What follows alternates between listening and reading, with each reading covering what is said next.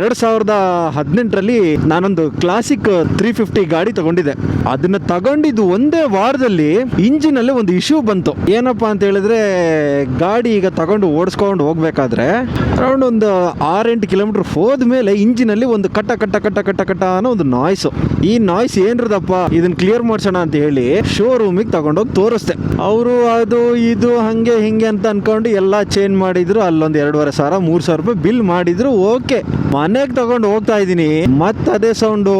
ನಾನು ಮತ್ತೆ ಶೋರೂಮ್ ಅವ್ರಿಗೆ ಫೋನ್ ಮಾಡಿ ಹೇಳಿದೆ, ಏನ್ ಬಿಲ್ ಮಾಡಿದೀರಾ, ಏನ್ ಸರಿ ಮಾಡಿದೀರಾ, ಪ್ರಾಬ್ಲಮ್ ರಿಸಾಲ್ವೇ ಆಗಿಲ್ವಲ್ಲ ಅಂದೆ. ಅದಕ್ಕೆ ಅವರು, ಸರ್ ಹಾಗಾದ್ರೆ ಇದು ಸ್ವಲ್ಪ ಹೈಯರ್ ಟೆಕ್ನಿಷಿಯನ್ಸ್ಗಳು ಯಾರಾದ್ರೂ ನೋಡ್ಬೇಕು, ನಾವು ಒಂದು ಕೆಲಸ ಮಾಡ್ತೀವಿ ಸರ್, ಇದನ್ನ ಹಾಸನಿಗೆ ಕಳಿಸ್ಕೊಡ್ತೀವಿ ಅಂದ್ರು. ಸರಿ ಆಯ್ತು, ಹಾಸನಿಗೆ ಕಳಿಸ್ಕೊಡಿ, ಹೆಂಗ ಸರಿ ಮಾಡ್ಕೊಡಿ ಅಂತ ನಾನು.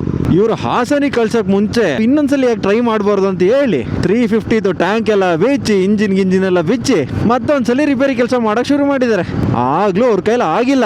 ಈ ಪ್ರೋಸೆಸ್ ಅಲ್ಲಿ ಏನ್ ಮಾಡ್ಬಿಟ್ಟಿದ್ದಾರೆ, ಟ್ಯಾಂಕ್ ನ ಡ್ಯಾಮೇಜ್ ಮಾಡ್ಬಿಟ್ಟಿದ್ದಾರೆ. ಅಂದ್ರೆ ಒಂದೆರಡು ಕಡೆ ಈ ತರ ಜಾಗದಲ್ಲಿ ಒಂದೆರಡು ಕಡೆ ವಿತ್ ಪೇಂಟ್ ಕಿತ್ಕೊಂಡು ಹೋಗ್ಬಿಟ್ಟಿದೆ.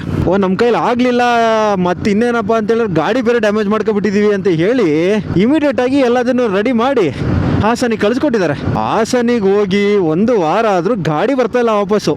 ಆಮೇಲೆ ಹಂಗೆ ಹಿಂಗೆ ಮಾಡಿ ಕಾಡಿ ಬೇಡಿ 1 ವಾರ ಮೇಲೆ ಗಾಡಿ ಮನೆಗೆ ಬಂತು. ಸರಿ, ಇಷ್ಟೆಲ್ಲ ಕಾಯಿಸಿದ್ಮೇಲೆ ಆದ್ರೂ ಪ್ರಾಬ್ಲಮ್ ರಿಸಾಲ್ವ್ ಆಗಿದೆಯಾ ಅಂತ ನೋಡಿದ್ರೆ ಆದ್ರೆ ಹಣೆ ಬರಕ್ಕೆ ಗಾಡಿ ಇಶ್ಯೂ ಹಂಗೆ ಇತ್ತು.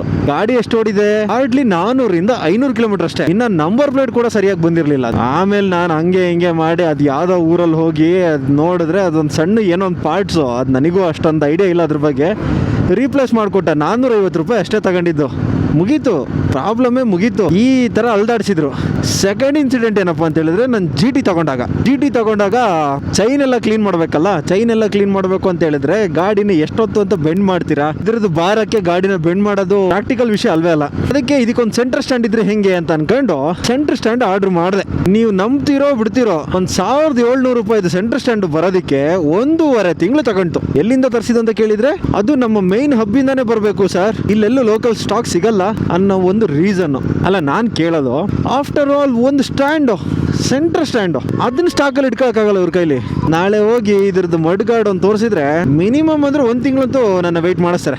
ಅದಂತೂ 100% ಶೋರ್.